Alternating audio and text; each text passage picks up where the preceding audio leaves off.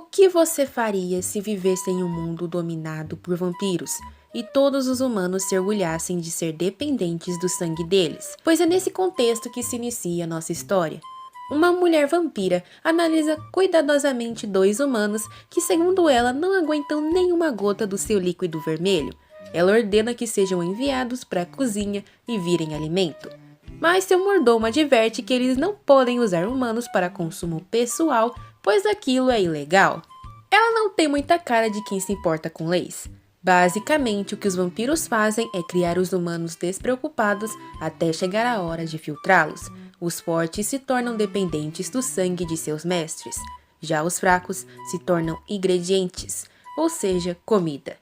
Abraçando seu leão, a mulher admite que a raça de sangue já dominou o mundo por anos, e eles já não são mais obrigados a beber o tal líquido para viver. Porém, o vermelhinho é muito superior à comida. Mudamos o nosso foco para a cidade Esmeralda, onde nosso protagonista, chamado Wang Zi, está acordando.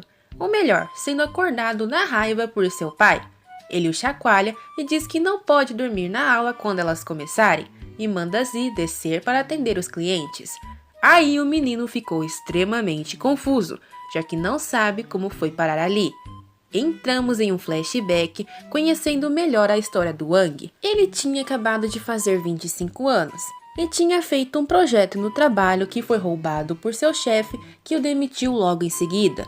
O pai dele estava no hospital e ele estava pobre, afogando as mágoas bebendo perto de um rio. Até que ele viu uma menina caminhando para a água e correu tentando salvá-la. Ele conseguiu fazer isso, mas acabou afundando na água, perdendo a consciência. Ele não sabe como acordou na cama depois e, para piorar, ele percebe que voltou no tempo e está com 18 anos de novo. Ele abre a porta e desce as escadas desesperado, gritando por seu pai, que estava trabalhando no salão de beleza. O Zi abraça ele emocionado por vê-lo de pé e diz que teve um pesadelo muito longo. Ei, esse cabelo vai sair hoje? O engomadinho que disse isso fala para os dois não atrasarem a tarde dele, e o Zi já quer sair na briga, mas seu pai o segura. Ele fala que naquele dia a alma nobre de sangue puro, Senhorita Yu, faria entrevistas e aquele engomadinho estava entre os 10 mais bem avaliados para se tornar um humano dependente dela. O Zi fica em choque, pois aquele assunto de vampiros e humanos dependentes não fazia parte do mundo que ele conhecia. A internet está lotada de informações de como virar um dependente, como melhorar a qualidade do sangue e homenagens sendo feitas a vampiros nobres. O protagonista está lendo aquilo no banheiro, muito confuso, e faz a pesquisa para descobrir o que é uma família de sangue. Basicamente, esses seres têm um nível superior ao genético 5, que dá a eles poderes e habilidades imortais. Logo, é como se eles fossem selecionados para proteger a Terra de invasões. Eles são um grupo calmo e seleto, e as posições mais importantes do mundo são ocupadas por eles, sendo liderados por 7 reis de sangue. Zi fica em choque ao entender que a humanidade agora é dominada por vampiros, e os humanos não estão reagindo. Ele até tenta pesquisar sobre a Quarta Guerra Sangrenta, mas o ícone de pesquisa fica louco e pula com o erro 404. Ele desliga o tablet assustado e termina de usar o banheiro. Olhando para o espelho, ele se pergunta se é original ou uma nova pessoa renascida. E nisso, Zi repara que tem marcas de mordida no seu pescoço. Mas de repente, elas somem. Será que foi tudo uma impressão? Do nada, quando ele tá de costa, seu semblante muda e ele fica com olhos de vampiro e uma cara demoníaca. Algum tempo depois, ele tá indo para a escola e seu pai tá muito animado, já que ele conseguiu uma carta de admissão para uma escola de muito prestígio. Zi se despede e manda o pai ir ao hospital, já que na outra vida ele foi internado já na fase final do câncer. Chegando na escola, ele tem o azar de encontrar o bonde das patricinhas, com um engomadinho de antes também. Ou isso era para ser uma mulher? E elas já dizem que aquele lugar não é pro Zi. Bom, o quesito de entrada não deve ser a beleza, né? O Zi não entende nada e a líder do trio explica que aquela escola é para quem tem um nível genético A ou superior. O protagonista se lembra daquela classificação e puxa seu cartão para ver qual é a sua. Rank C, muito baixo. Ele precisa ser reavaliado, mas está sendo empurrado dali. até que um garoto que parece conhecê-lo o puxa. Aquele é Wen Shang. Na vida passada, os dois se conheceram na faculdade. O Zi era um típico encrenqueiro, fumava, bebia, zoava e se ferrou por essas ações, se tornando um adulto mal-sucedido. Ele pedia dinheiro para todo mundo que negava, menos o Shang, que mandava o dinheiro e até incentivava nas mensagens, mesmo que os dois não fossem amigos. Lógico que ele não vai cometer o erro de ignorá-lo naquele mundo, e já o abraça todo amizades. Ele pergunta quem eles estão recebendo na escola, e o Shang, encabulado com a proximidade, diz que é a deusa Yu, que está vindo para a cidade Esmeralda para conseguir uma nova pessoa para sua família. Ou seja, é aquela maluca do começo. E tem benefícios em fazer isso? Lógico! Os humanos que se tornam da família de sangue conseguem poderes incríveis e habilidades de seus mestres. Alguns meninos gritam que aquilo não é importante, e o que vale mesmo é o ritual da graça, que basicamente envolve injetar o sangue do vampiro no humano dependente. Em um conceito bem picante, eu diria. Para um ser humano, receber a graça é um dos momentos de usufruir de uma bela sensação, entendem? Como a senhorita Yu é muito bonita, todos querem ser seus familiares. E o prota fica confuso, porque achava que tudo se tratava de uma mordida no pescoço, igual aos filmes. As limusines se aproximam e desce do carro a deusa amada por todos, Lin Lang Yu.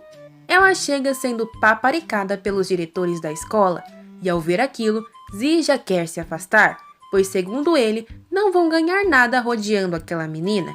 Eles precisam aumentar seu ranking e a única pessoa que pode confiar, segundo ele, é si mesmo. E de nada valeria para ele se tornar familiar de alguém e ter que seguir as vontades dessa pessoa. Shang e Zi já estão saindo dali, quando de repente uma força enorme lança os estudantes no chão. O Shang é jogado para frente e o protagonista o segura, ativando seus olhos vermelhos enquanto cospe sangue. Atrás dele, um mascarado aparece e foi ele quem começou essa confusão. A Yu está segurando o golpe do mascarado, e os danos, se ela não tivesse feito aquilo, seriam ainda piores. A força do mascarado parece ser enorme, e ele corre dali, ainda soltando faíscas de poder vermelho, com um exército no seu encalço. A Yu já começa a falar que aquilo é vergonhoso, um assassino como aquele intervir e os militares não reagirem. O diretor diz que providências serão tomadas e elogia a força da vampira. Mas ela não está prestando muita atenção nisso, já que seu foco está no Wang Zi, que pareceu ter reagido bem ao ataque do mascarado, ainda por cima defendendo outro humano. Nesse momento, os estudantes começam a gritar e pedir para Yu os escolherem como familiares, falando que eles têm classes boas de poder e conexões na família. Ela pergunta se eles sabem a importância da classe genética. E é claro que todos sabem que quanto melhor ela for, mais fácil vai ser se adaptar ao sangue dos vampiros e passar pelo processo da graça com facilidade, sem causar a morte do humano. Existem 5 classes genéticas, e o engomadinho deixa claro que é de nível A, tendo porcentagem de 90% na compatibilidade. A Yu rebate dizendo que só daria a graça a uma porcentagem de 100%, e que para ela, A ou E é tudo a mesma coisa. Enquanto ela fala da supremacia de seu sangue, poder emana dela, e ela olha bem para aquele engomadinho e diz que não precisa de um perdedor. Ah, mas o menino fica doido e saca uma faca pensando em se autocapotar. O Z vê aquilo e grita para ele parar, ficando maluco ao ver que uma simples rejeição era o bastante para fazer aquele homem desistir da vida. Ele completa dizendo que ele pode trabalhar e viver sem ser um familiar. Mas isso só serve para deixar os gados mais tristes, e o engomadinho pula nele. Mas tão patético como ele é, vai caindo e começa a chorar. Nisso, a Yu se aproxima dele interessada e passa o dedo na sua boca com sangue, levando ele à boca. Ela diz que ele é delicioso e que esta noite quer que ele vá em sua mansão para provar mais. E o completa dizendo que todos ali têm a oportunidade de ir à sua casa e passar pela segunda audição. E quem tiver êxito dessa vez vai poder passar a noite. Se é que vocês me entendem, esperarei você. O prota tá embasbacado e depois que ela vai embora, o diretor já dá a ordem de que todos os elegíveis terão de estar às 8 em ponto no lugar. Todos comemoram e o Shang já fica com medo, porque vai ser obrigado a ir também. O pai dele, que também é diretor da escola, se aproxima dos dois e o chama querendo falar algo. Basicamente, ele está entregando um formulário para eles assinarem. E nesse papel está escrito que a pessoa assume os riscos de viver ou capotar ao participar da eleição de dependentes da Madame Yu. Isso já deixa evidente que essa vai ser uma seleção mortal. O pai do seu amigo deixa bem claro que se caso ele seja escolhido como membro da família da rainha vampira, ele não vai existir mais. Isso porque basicamente ao se tornar um familiar, todas as personalidades, sentimentos e memórias desaparecem. É como se ele estivesse bloqueado por um espelho e não existe retorno. E tudo que fica na mente é a devoção a seu mestre, onde só a vontade dele importa. Toda a sua família vai ser abandonada e se depender da vontade do vampiro, até capotada. Z fica em choque e jura que nunca vai ser um dependente, pois ele é um humano. Ele só quer herdar a barbearia do seu pai e viver na paz. Ele pensa que pode apenas admitir a derrota na casa da vampira e ir embora. Mas se ele fizer isso, também terá problema. O diretor fala que a senhorita Yu quer uma amostra e ela precisa ver o que quer. E se você tirar o interesse dela, pode acabar capotando. Ou seja, os dois amigos precisam de fato tentar impressioná-la e só admitir a derrota no final para salvarem suas vidas. O Shang quer saber qual vai ser o conteúdo do teste secundário, química, matemática, porque se for luta ele tá lascado. Seu pai diz que não sabe, pois faz vários anos que não acontece uma prova daquelas. E a senhorita Yu foi a vários lugares nos últimos dias, então ela pode incluir muitas pessoas nesse teste. Ele aproveita para elogiar a capacidade de luta do Z e pede para ele trazer seu filho em segurança. Se ele cumprir isso tudo, todas as economias de sua família serão dele. Tio Wayne, eu não consigo nem me proteger! O Z fica bem confuso, porque aquilo é algo extremamente perigoso. Mesmo assim, tem um bando de gente querendo ir. Ele questiona se todos querem capotar. O diretor comenta que acha que a Yu escolheu o Prota em vez de seu filho, e que dependentes são um símbolo de glória de status elevados, não se comparando a nenhum outro cidadão comum. Eles são muito honrados. Os vampiros têm o direito de implantar fundos para municípios locais, podem construir seus próprios exércitos privados e construir mansões também. E os dependentes são os porta-vozes dos vampiros. O Prota fica em choque, e o diretor explica que o poder mundial é controlado pelas 7 cortes reais, e a força do sangue corresponde diretamente à quantidade de poder. A senhorita Yu é uma sangue puro filha do barão da corte imperial, que é o atual líder da província. Pois é, o mundo mudou, e a realidade que o Prota queria apenas trabalhando, casando e cuidando de seu pai está muito distante. Olhando para o contrato, ele fica cheio de medo, e não tá querendo assinar, ele quer renunciar.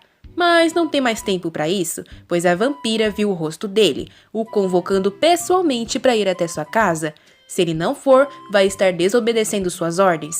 Imagina que tipo de consequência ele vai ter que enfrentar se fizer isso. Enquanto o Prota tá em choque, um mano aparece atrás dele achando um absurdo ele não estar agradecido pela oportunidade. Ele diz pra ele não ir no segundo teste, e assim as próximas gerações de sua família vão estar fadadas a trabalhar numa fábrica subterrânea, porque nem genética boa para entrar no exército ele tem. Ele desafia o menino a assinar o contrato, pois a maioria das pessoas não tem uma chance daquela vida toda. Ele quer competir frente a frente com o Prota. Não acho isso muito oportuno. O grupo sai rindo e o Shang pergunta pro seu pai se deveria assinar. Ele não quer ser membro da família, ele é fraco e não sabe lutar, então fica indeciso. Cortando um pouco pra frente, já está mais que claro que o Prota não tem interesse em se relacionar com a vampira, mas nessa cena, o dito cujo já tá na cama dela, encolhidinho e se tremendo todo. A vampira o nomeia como pequeno dependente, o chamando para iniciar a Hora da Graça. Enquanto isso, pensa em como as coisas foram acabar assim. Ele se encolhe mais ainda e a Yu aparece atrás dele, falando seu nome e dizendo que não quer mais esperar. Ela pula em cima dele e o Prota grita por ajuda. Vamos ver como ele chegou nessa situação infeliz. O segundo teste está prestes a começar e lá está no meio da multidão o Prota e seu amigo. O mordomo da vampira se apresenta e diz que existem 58 competidores, dos quais somente 20 poderão ingressar na sala de sua mestra. Ele diz que todos que podem entrar são os talentosos e fala para darem o melhor de si naquela etapa. Isso me cheira a Round 6. Bem que o diretor disse que a vampira iria querer partir a prova em no mínimo 2 níveis para poder se divertir mais. pelo menos no primeiro nível, os dois precisam passar para não serem tratados como brinquedos. Os competidores vibram, querendo saber o que precisam fazer, estão sorridentes, querendo começar logo e gritando muito. O mordomo fala que a prova começou no momento em que entraram na mansão, e aqueles que fizeram ruídos antes da hora já estão eliminados. Ele ordena um capote para os seus subordinados e todos ficam em choque. O mordomo diz que é uma falta de respeito um servo falar sem permissão do amo, e cerca de 32 pessoas já abriram o bico desde que pisaram ali. Vai ser um corte muito grande, e isso pode acabar diminuindo a diversão da senhorita Yu. Então ele diz que desses 32 linguarudos, 5 poderão passar para a próxima parte, se vencerem uma batalha de luta livre. Eles se posicionam em um círculo e agora os 5 que restarem de pé e não saírem dele passam. O Prota e seu amigo ficam em choque vendo aquilo. Por sorte, eles ficaram calados e não precisarão participar. E eis que o primeiro capote já acontece. Enfiaram uma espadinha num competidor. O cara que o atacou diz que aquela é a forma mais rápida de ganharem e já avisa pra ninguém tentar se aproximar dele se não quiser ir de vala. O Zi tá assustado porque nem tinha visto a peixeira que o maluco trouxe, mas isso não é nada perto dessa mulher que saca uma arma de tiro potente da mão, enquanto outros competidores mostram que também estão armados. Vendo tudo aquilo, o Zi se pergunta qual a necessidade de tais atos. Será que a vampira precisa mesmo desse tipo de coisa? Sim, para ser um membro da família, o primeiro passo é ver o sangue num clímax inicial intenso. Após toda essa guerra, apenas 5 restaram de pé, incluindo a mina do tiro. Eles voltam ao grupo inicial e o Zi só consegue pensar que eles são loucos. Que vocês estão olhando? Nada. O mano pergunta se os dois são estudantes e os ameaça dizendo que está de olho neles. Assim, o pobre do Shang vai infartar, mas o Prota diz para ficar calmo, pois tudo o que precisam fazer na próxima fase é admitir sua derrota. Mas o mordomo informa que agora que a primeira fase vai começar de verdade. A última batalha só foi para os perdedores e não contou como um teste. Se tanta gente já capotou só com isso, imagina agora. O organizador pisa no chão que se abre, revelando um rio de lava. A próxima prova vai ser pescaria. Monstros enormes com cabeças de peixe são os alvos. Claro que ninguém tá acreditando que dá pra fazer isso, mas os subordinados trazem varas enormes, capazes de suportar 5 toneladas de peso. A atenção deles tem que se concentrar na parte de cima do cabo, onde o recipiente para sangue está. Eles precisam deixar seu vermelhinho pingar lá dentro, já que essas criaturas são atraídas por sangue. Se seu sangue não atrair os monstros, você é eliminado. E se atrair e você não conseguir puxar, você vai cair e ser alimento dos bichinhos. Agora ficou tenso pro Shang e pro Zi. O processo de seleção finalmente foi iniciado e a lava fervente está cheia de peixes. O Zi segura a vara, mas ela é extremamente pesada, tanto que o Shang tem dificuldade de levantá-la do chão. Eles veem um maluco usando a vara com o maior esforço, fazendo seus músculos saltarem. A mina do tiro fala que aquele competidor é um drogado. Ele usou um estimulante para poder ter uma força física momentânea. Seu uso é perigoso, pois caso a pessoa não tenha resistência, o usuário capota ou fica doido. Aquilo custa muito dinheiro, mas afinal de contas, vale a pena se você se tornar um dependente.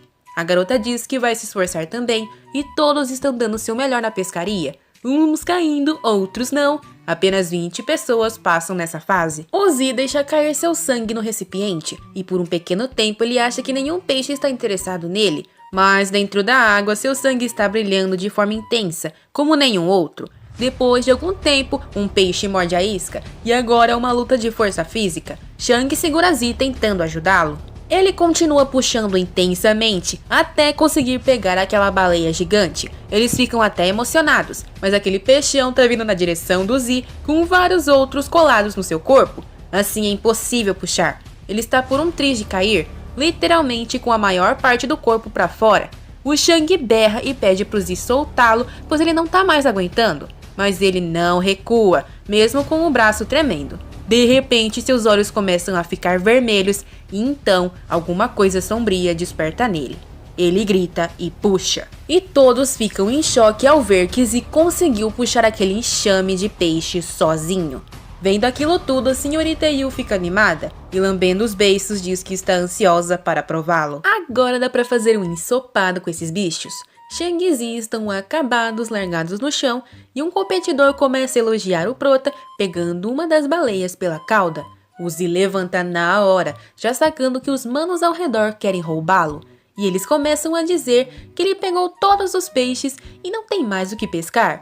O Shang diz que isso é um absurdo, pois o prota quase foi de vala para consegui-los, então não tem por que dividir. Se pondo de pé, o Zi fala que apesar deles estarem querendo pegar os peixes, eles duvidam que podem vencê-lo. E também vai saber se esse furto é parte da prova e se eles podem capotar os oponentes nela. Ouvindo isso, o mordomo diz com uma cara sinistra que não é permitido, pois a senhorita Yu almeja a paz e não a guerra. Dá pra ver pela última prova. Ele fala que o Sr. Wang Zi poderia ser cortês e compartilhar por vontade própria. Ouvindo aquilo, o prota taca uma peixada no colo do Shang e diz que é pra ele. E já que todos são amigos, ele vai compartilhar sim, mas começa a tacar os peixes na lava, dizendo que já está ajudando, pois a reclamação deles era a falta de peixes para eles pescarem. Ele fala que dar o peixe para um inimigo não faria sentido e que ele precisa aproveitar aquela chance para eliminar quantos forem possíveis. O chamam de arrogante e é agora que o prota coringa. Ele agarra um peixe e diz que vai dá-lo para quem se ajoelhar e chamá-lo de papai. Seus olhos ficam vermelhos e brilham de novo, enquanto ele explica que compensa mais eles cumprirem a ordem que tentarem pescar novamente.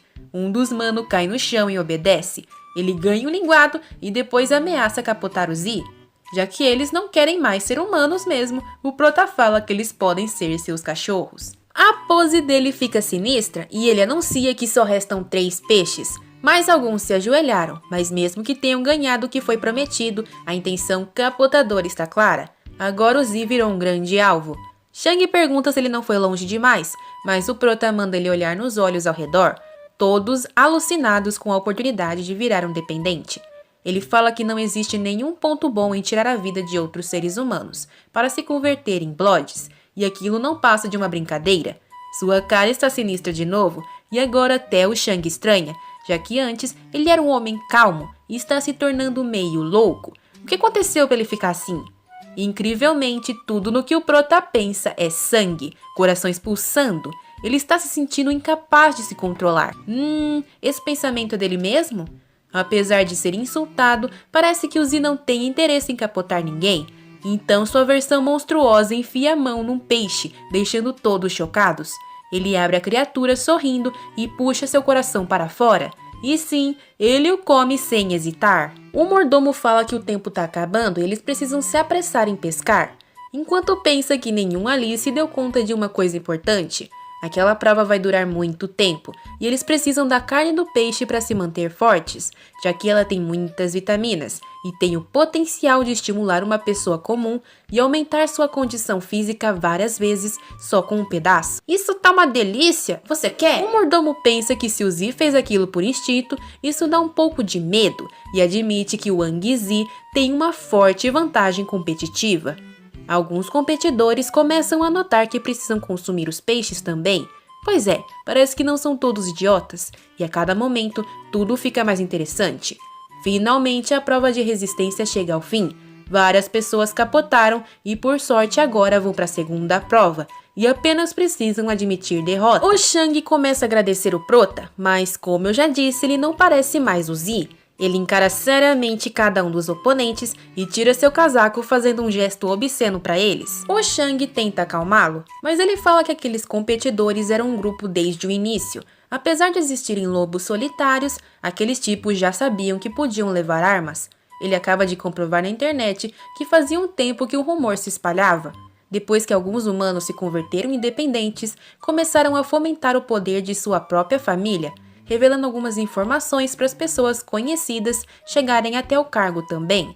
O Shang diz que isso não tem a ver com eles, mas olha a cara dos malucos, eles vão se unir assim que as próximas etapas começarem. O amigo diz que já que serão alvo, apenas precisam admitir derrota. Um dos competidores começa a humilhar o Zi, falando que ali todos já têm dependentes na família, e estando em vantagem, o prota entende que é essa então a razão da imprudência deles e capotamentos desenfreados. Zi fala que eles não são humanos e portanto não têm direito a viver. Ele ordena que seu amigo admita a derrota e saia dali. Já ele, que será alvo saindo da competição ou não, prefere ficar. Mas não se esqueçam que além desses almofadinhas, outras pessoas receberam informações externas para levar armas, como a mina do tiro. O líder do grupinho está sendo paparicado para não esquecer dos companheiros quando virar um dependente. Já o prota tá doidão para saber qual vai ser a próxima prova, já que quer capotar geral. E o Shang está ficando cada vez mais assustado. Ele pergunta o que está acontecendo com ele, mas nem o Zi sabe responder. Só sabe que está sentindo um ódio intenso que o está controlando. A próxima prova vai começar e adivinha, somente 3 pessoas vão passar. O formato dela é um labirinto, em uma torre de 99 andares, e a senhorita Yu vai estar esperando no topo dela os 3 melhores candidatos. Se chegarem na cobertura mais rápido que os demais, eles vão ter a possibilidade de se converter em um dependente. E agora, como será que essa prova vai se decorrer? O Shang vai acompanhar o Zi ou não? Saberemos em breve. Muito obrigada por assistir até aqui. Deixem um like, compartilhem e sayonara!